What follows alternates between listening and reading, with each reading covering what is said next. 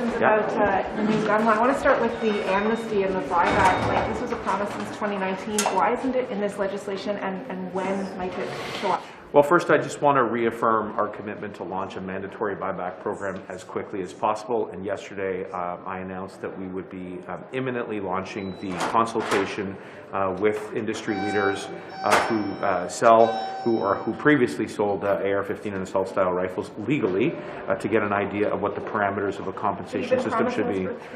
Look, I understand, and we're as anxious and as eager to launch this as quickly as possible, and we're going to work very hard to make sure that we get it done. Our commitment remains to begin the process of buying back those AR-15s by the end of this year. How are you going to get the guns out of the hands of people who don't want to sell them back to you? Well, look, we often hear that gun owners are law-abiding people, and I truly believe that. They respect the law, they place safety as a paramount value, and as we adjust our gun policies to protect our communities from the kind of deadly assault rifles which have been part of some of the worst mass shootings, not only in our country's history but internationally, that they too will respect those laws. And so it will be a combination of making the adjustments to policy with the compensation system that we are going to come up with and encourage people to move in the direction so that we can keep our communities safe. And on illegal guns coming into this country from elsewhere, can you be specific about what exactly changes in this new legislation? I've heard you and the Prime Minister talk about how the number of guns seized at the border has doubled since last year, but what's new going forward? A couple of very powerful tools to take organized crime head on. First and foremost, we're going to be raising maximum sentences for those illegal gun smugglers and traffickers at the border. And this is meant to deter those who are in the business of trying to get guns into Canada, again, illegally, which then go on to hurt and terrorize our communities. That's wrong.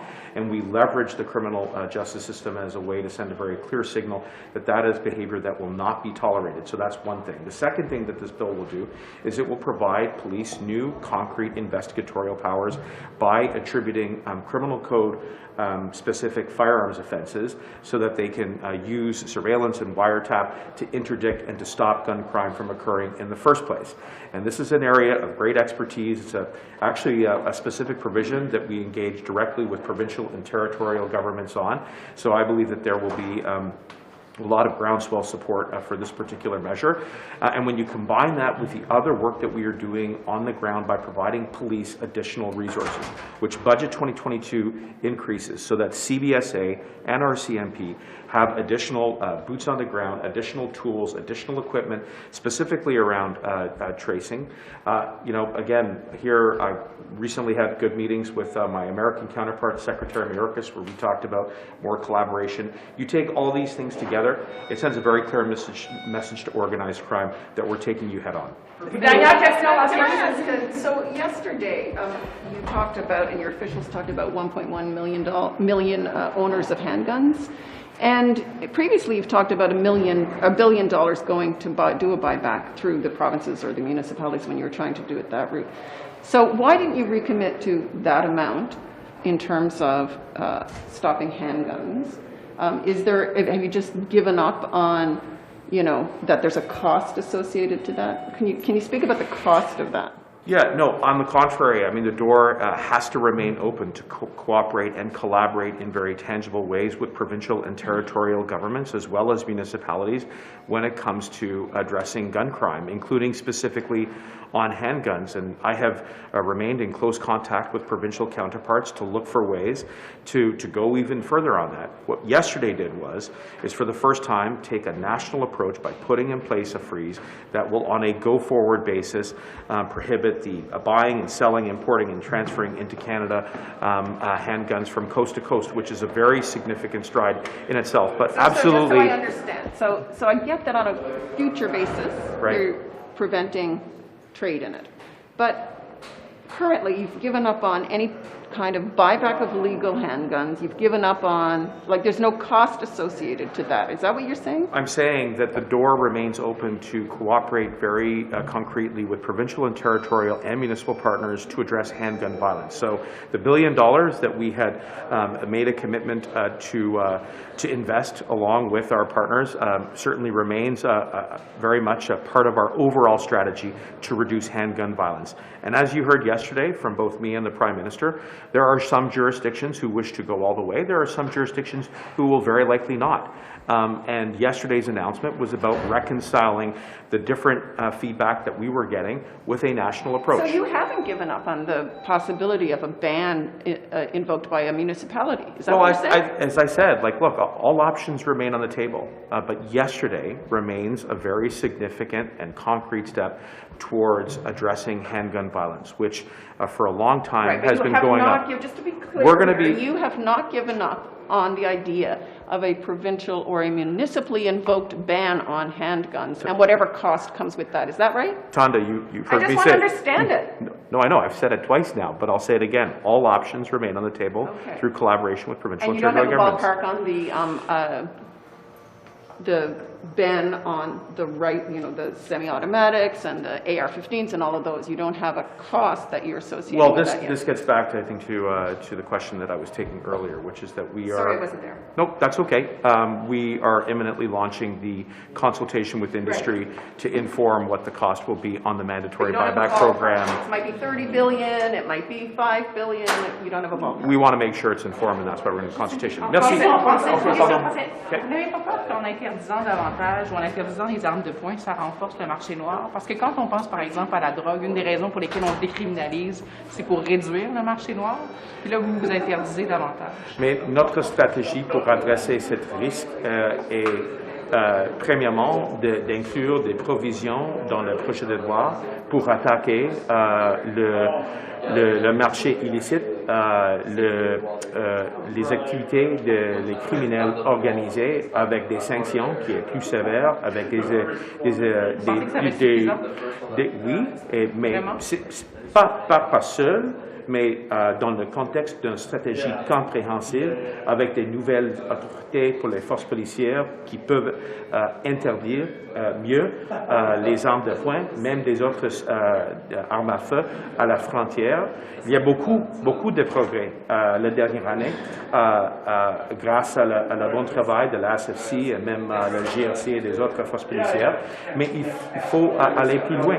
C'est exactement ce qu'on va faire. Merci beaucoup. Sur les nouvelles sanctions que vous avez annoncées ce matin, là, les 22 individus et la quantité, est-ce qu'on peut en savoir davantage sur ces personnes-là? Qui sont-ils? Est-ce qu'ils ont des liens, des avoirs au Canada? Comment ça se fait que vous voulez cibler eux en particulier? Premièrement, on vise des banques russes. Deuxièmement, on vise des oligarques et aussi des personnes très proches du régime de Poutine.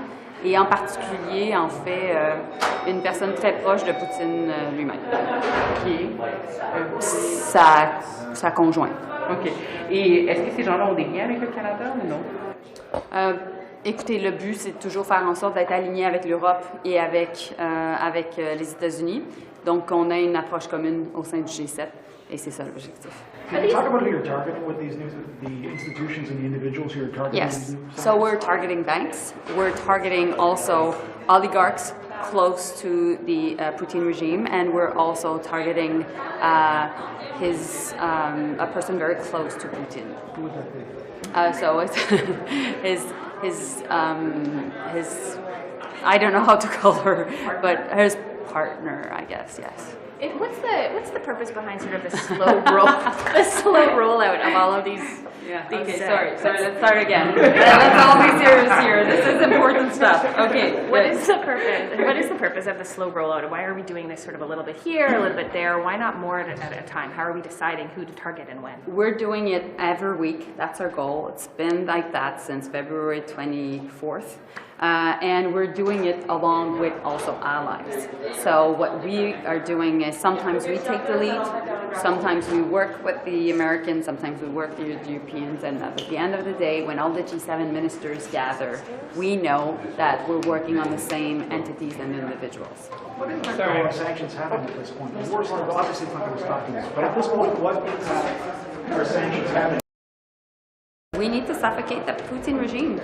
That's been our goal since the beginning, and that's what we'll continue to do. I'm happy to see that there was a good agreement amongst European leaders that was announced last night, late, and so therefore we'll continue to work with Europe and continue to work. Minister Freeland proposed to the foreign ministers of the G7 that Russian oligarchs be able to essentially buy their way out of sanctions. That's according to a reporting from the Associated Press. Why is your government pushing that policy? We're working with our allies.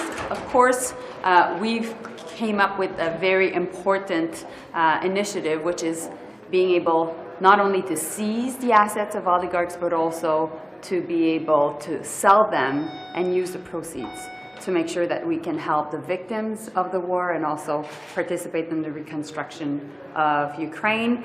The US is now following suit. The EU is very interested, so that's why we're bringing up solutions at the table. La Russie n'a pas encore n'a pas encore fait de grands défauts de paiement.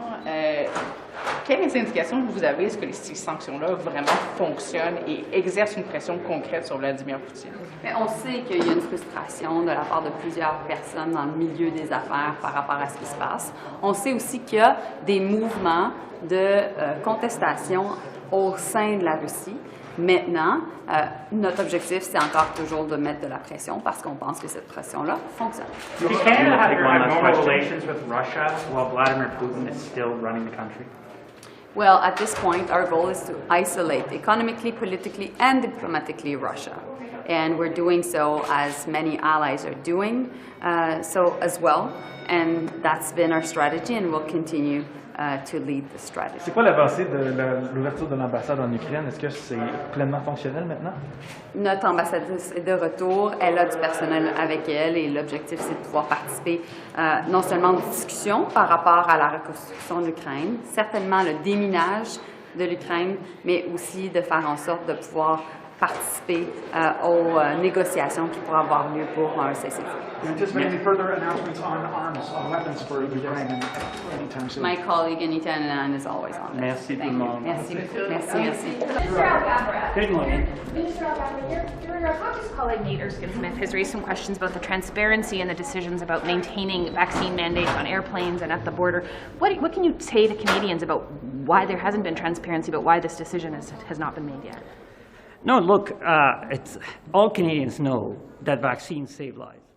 The decision now before us, because we've always had to strike a balance between protecting public health and ensuring fluidity and movement of our economy and our passengers. So there's always a risk assessment of the situation that we're at and the predictions and the forecasts that we're worried about when it comes for variants and other waves that some of the scientists are predicting. So there's obviously a discussion to strike the right balance, to ensure that we maintain our eye on public health, but also the fluidity of our economy. And that discussion is ongoing. It's always been ongoing. We've lifted many measures that we had on public health, and now we're reassessing the remaining public health measures. But how can you explain why 2 doses of a vaccine are still mandated when a lot of the science suggests that 2 doses isn't enough? Look, there's obviously now assessment about the nature of the mandate, but we're not the only jurisdiction that has a vaccine mandate. Some provinces have vaccine mandate for health workers, for schools. Some countries, I just traveled to Germany and the US, they both have a vaccine mandate. So there are other jurisdictions that are dealing with the same decisions that we're dealing with. We just need to remind Canadians that vaccines save lives, and it's best to continue to follow the science and protect yourselves and the people around you. The health minister has said that a primary dose of vaccines is 3 doses. In terms of your decision making, are you considering raising any mandates to 3 doses with a booster, or is it either keep it at 2 or drop it completely?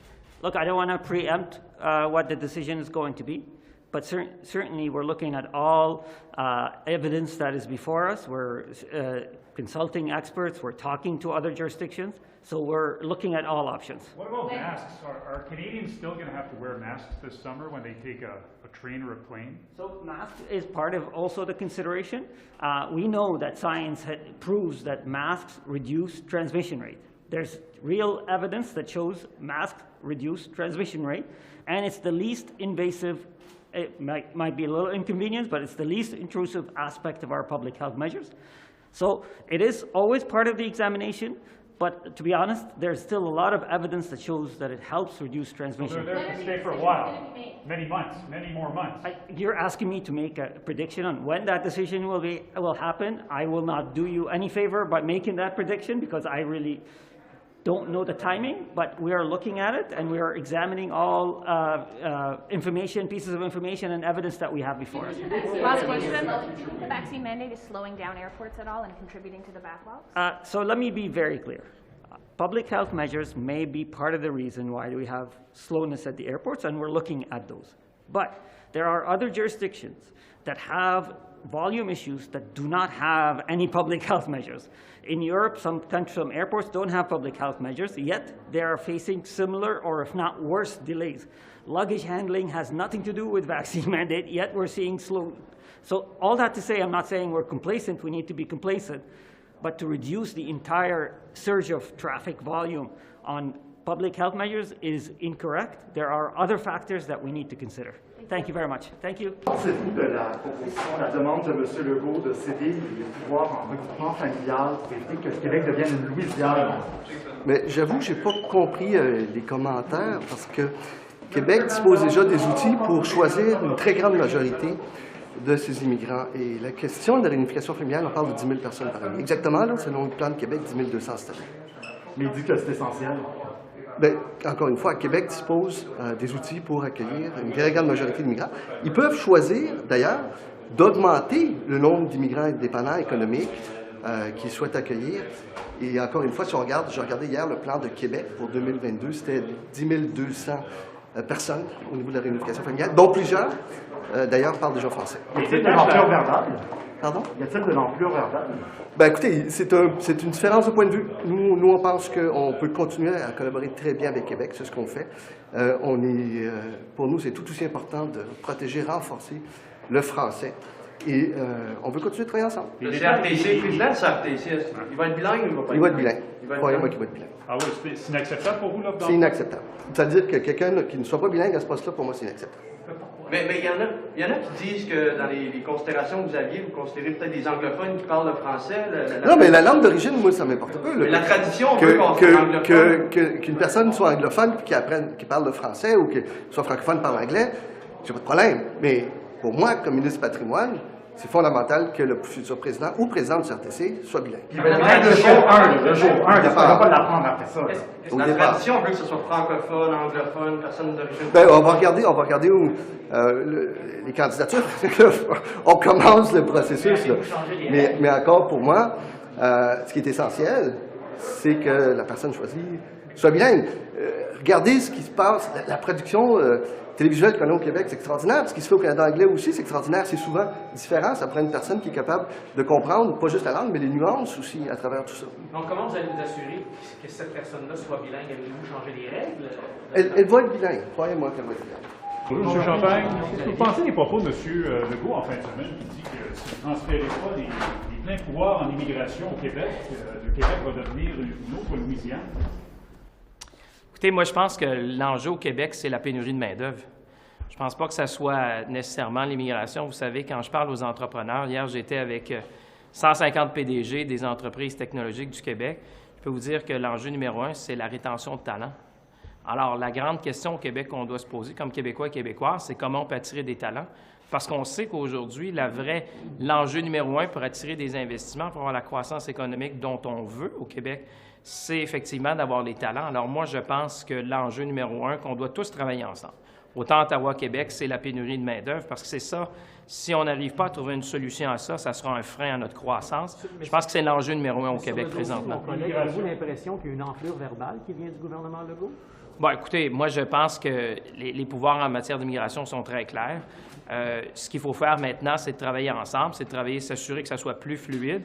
Et moi, ma préoccupation numéro 1, comme je vous dis, pour la croissance économique du Québec, vous savez, moi, mon rôle, c'est d'attirer des investissements, c'est de faire grandir les entreprises de chez nous, au Québec, à travers le pays. Et ce que je vous dis, ce que j'entends, et allez voir les entrepreneurs, les chefs d'entreprise, les dirigeants vont vous dire, l'enjeu numéro 1 au Québec, c'est la pénurie de main-d'œuvre. Alors, la grande question qu'on doit faire avec nos collègues de Québec, c'est comment on arrive à régler ça dans un monde de plus en plus compétitif, dans un monde de plus en plus numérique, dans un monde où on veut se positionner dans l'économie du 21e siècle, dans le domaine des batteries, dans le domaine du numérique, dans le domaine de la biofabrication. Ce qu'il faut, c'est de s'assurer qu'on a un système d'éducation, qu'on a un système aussi d'attirer des gens qui viennent travailler chez nous, parce que la compétition, elle est globale. C'est ça l'enjeu d'aujourd'hui. Je peux vous dire, quand j'étais avec le président de Moderna, par exemple, la première question qu'il m'a posée, c'était est-ce que vous avez assez de talent pour être capable de nous aider dans notre croissance. Deuxièmement, c'est est-ce que vous avez l'écosystème pour faire fleurir la recherche chez vous? Troisièmement, c'était de voir comment le gouvernement, le cas échéant, pouvait les aider à venir chez nous. Alors, moi, ce que je dis, c'est que je pense que quand on parle d'immigration, je pense qu'il faut d'abord et avant tout parler de pénurie de main-d'œuvre, parce que c'est ça l'enjeu numéro un des Québécois et Québécoises présentement, des entreprises, c'est d'avoir assez de gens, surtout dans nos régions, dans les régions du Québec. Un conflit avec le fédéral à l'approche des élections. Bon, écoutez, moi, je ne suis pas dans cette optique-là. Moi, je suis dans l'esprit de faire grandir le Québec, de faire croître le Québec, d'amener des investissements chez nous. Et c'est clair qu'aujourd'hui, les gens vous le diront sur le terrain, allez voir les PME dans les régions. Venez faire un tour à Shawinigan, allez à Terrebonne, allez à Sherbrooke, vous allez voir. L'enjeu numéro un, c'est la pénurie de main-d'œuvre. Alors, la grande question qu'on doit se poser comme société, comment on attire des gens chez nous dans un monde de plus en plus compétitif? Merci. À tantôt. Qu'est-ce que vous pensez des propos de M. Legault en fin de semaine qui dit que le Québec risque de devenir la prochaine Louisiane si le fédéral ne donne pas au Québec le pouvoir en immigration? Bien, écoutez, moi, ce que je peux vous dire, c'est que c'est important de respecter les champs de compétences, puis on ne peut pas le faire juste quand ça fait notre affaire. Donc, on va respecter les champs de compétences du provincial en matière d'immigration, puis on va respecter les champs de compétences du fédéral. Et de l'entendre dire le Québec risque de devenir la prochaine Louisiane, vous en pensez quoi de ça? Bien, je le crois pas. Non? Pensez-vous qu'ils cherchent la chicane avec Ottawa pour des fins politiques? Minister, popular representation of the state of emergency, the freshwater boat has caught fire, there's no way to get goods in and out of the community other than flying. Have you heard of this? Are you going to act on it? Well, we'll always act on crises to support First Nations that have a variety of different emergency needs, whether it's flooding or fires, in this case, disruption to transportation. I haven't been briefed on that particular situation, but I will reach out after this meeting and make sure that the department is supporting the community, as I'm sure they are.